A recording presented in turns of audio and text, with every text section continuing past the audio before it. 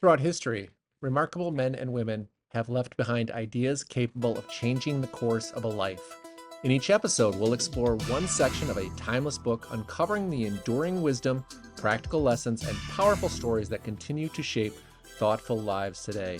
These are more than book summaries. They are an invitation to join great dialogue that has connected generations of readers, leaders, and lifelong learners. Welcome to the conversation. Welcome to Dialogue on Dialogue.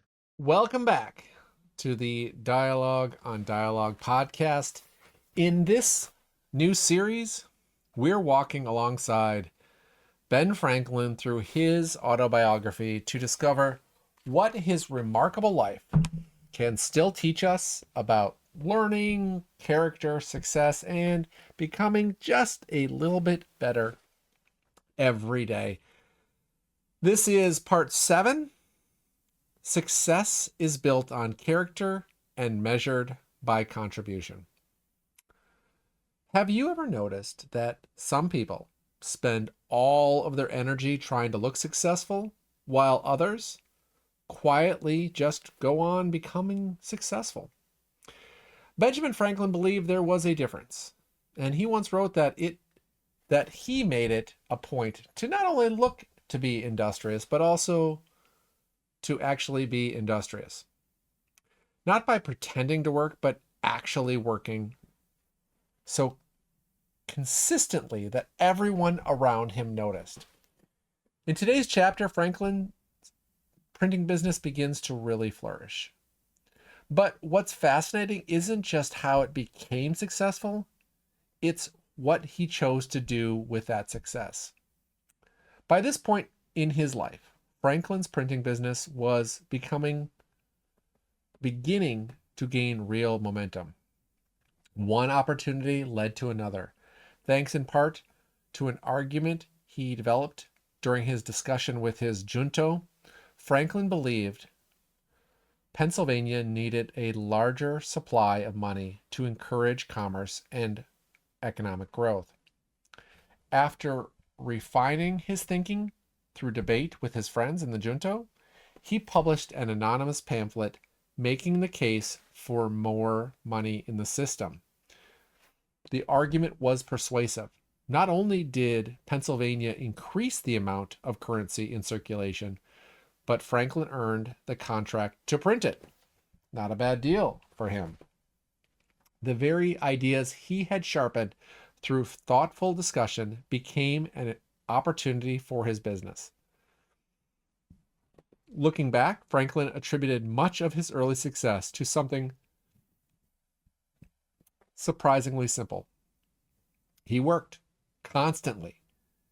He avoided deliberately placing himself where people wasted time, places like taverns and idle gatherings and the endless socializing that held very little appeal for him. He wanted to be productive.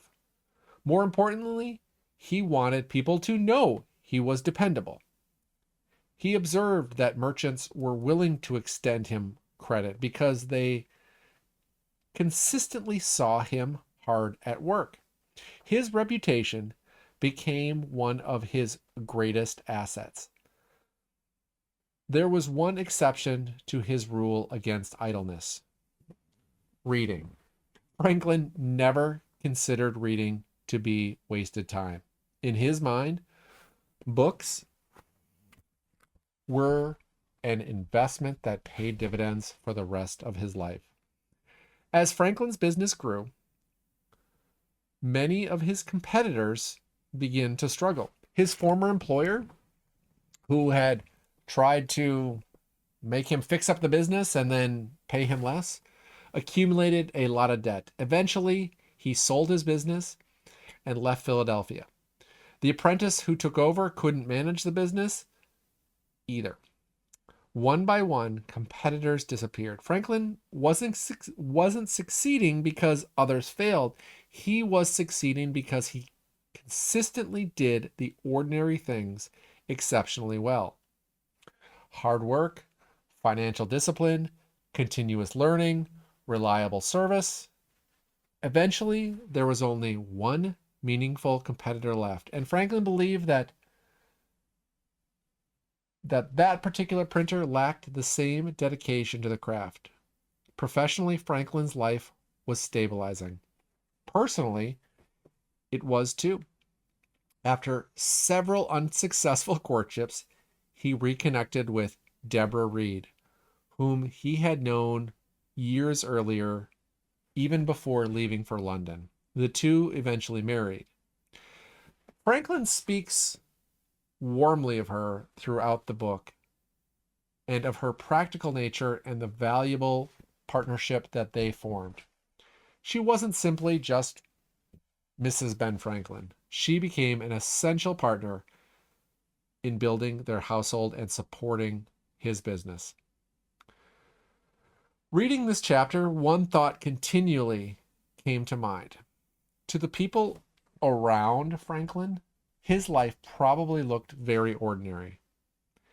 He was simply another hardworking printer. No one could have guessed that they were watching the early life of one of America's greatest future founding fathers. Sometimes greatness doesn't announce itself. Sometimes it quietly builds itself. Perhaps the most lasting achievement of this chapter came from another conversation within the junto. The members realized that individually they owned only a modest number of books. Together, however, they possessed fairly impressive library. So they pooled their collections. The idea eventually expanded into a subscription library where members could borrow books. The concept spread throughout Philadelphia and beyond. Franklin believed it made the citizens of Philadelphia among the most read people in all of the colonies and helped make reading fashionable. Make reading great again, I think would have been his slogan. One simple idea multiplied into an institution that educated generations. Despite growing prosperity, Franklin refused to abandon simplicity. He continued living frugally. In one memorable story, he recalls that his wife surprised him by purchasing a beautiful china bowl and spoon. He laughed that this small purchase felt like an extravagant luxury. Even success didn't tempt him toward unnecessary excesses. The chapter closes with Franklin reflecting on religion. Now, Franklin believed that deeply in a God and valued religion in its role in society. Although he didn't regularly attend church services, he devoted his Sundays to reading and self-education.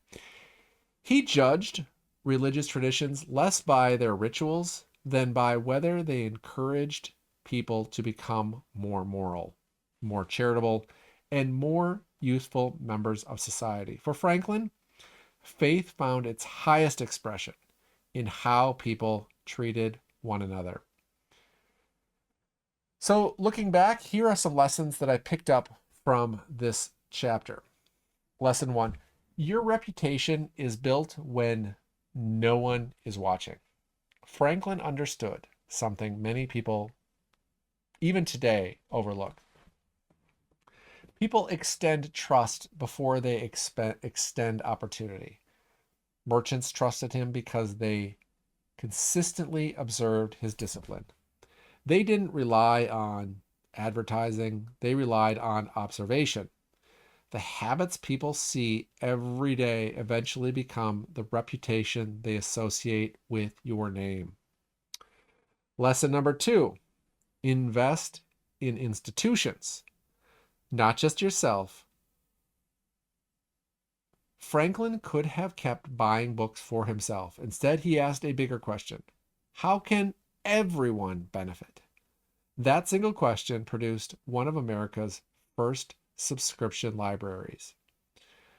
Great leaders eventually stop asking, how can I succeed? They begin asking, how can I build something that helps others succeed? Lesson number 3, ordinary days build extraordinary lives. One of my favorite reflections from this chapter is imagining how ordinary Franklin appeared to everyone around him.